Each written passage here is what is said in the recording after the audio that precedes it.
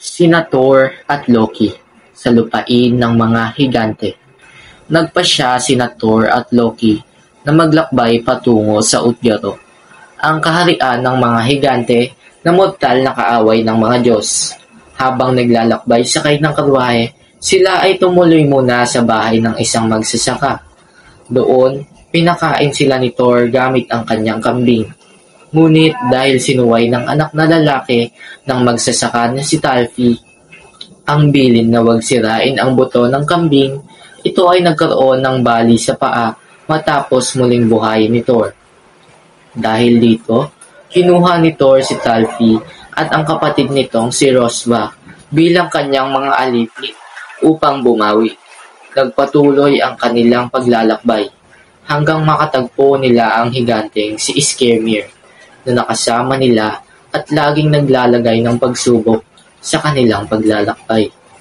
3 beses sinubukang hampasin ni Thor ng maso ang higante, ngunit hindi ito tinablan dahil sa mahika ng higante.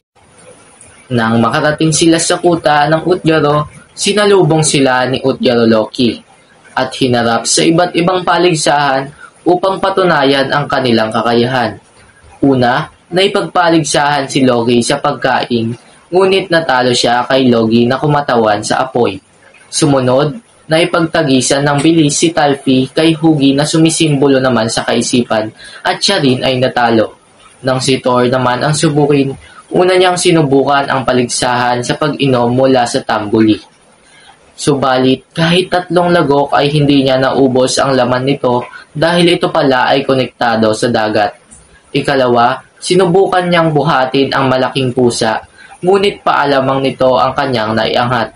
Kalaunan ay nalaman niyang ang pusa ay isang ahas na kaya nitong balutin ang buong mundo. Sa huling laban, naipagbuno siya kay Ellie, ang personifikasyon ng katandaan. At bangamat halos hindi niyang ito matalo, nakayanan niyang mapaluhod ng bahagya, bagay na walang mortal na nakakagawa. Sa huli, binunyag ni Utgaro Loki na lahat ng kanilang nasaksihan ay pawang ilusyon at mahika lamang. Ang higanteng si Skirmir na nakasama nila sa paglalakbay ay si Utgaro Loki rin, at ginamit niya ang kanyang kapangyarihan upang subukin at linlangin sina Thor at ang kanyang mga kasama.